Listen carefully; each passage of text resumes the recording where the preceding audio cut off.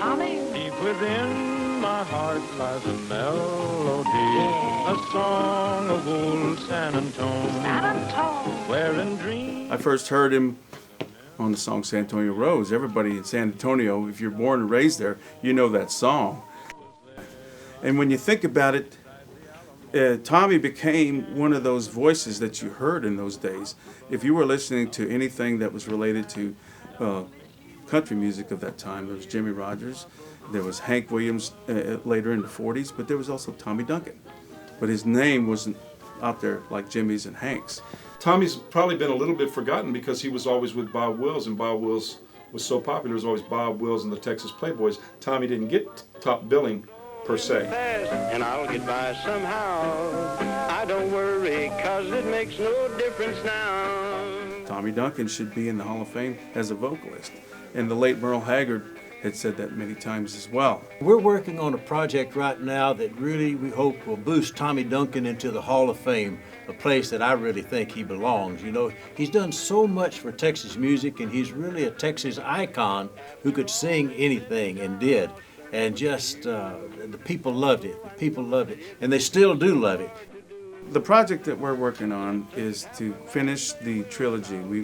We wanted to pay tribute to Tommy Duncan by doing a trilogy of albums in dedication to his music from 3 different eras. The original Texas Playboy era when he started with Bob, to the era Volume 2, which went to when he was on his own. And we want to complete it with the Volume 3, which is when they got back together.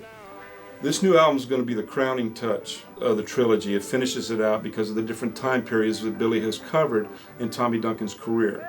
And this last phase is going to be the 60s when Bob and Tommy reunited and actually more or less resurrected Western swing in popular culture again. By the 1960s, Western swing had pretty much gone out of fashion until Tommy Duncan and Bob Wills got back together again and revived it. It was like a fountain of music coming back again, and it's still with us today, and people are dancing to it all over the country. I'll tell you what, you're gonna think Tommy's reincarnated. Folks, I agree with the Duncan family. The ambassador of Western swing is Billy Mata, and they don't call him that for nothing. Look out, go. I can tell my milk cow, I can tell by the way she goes.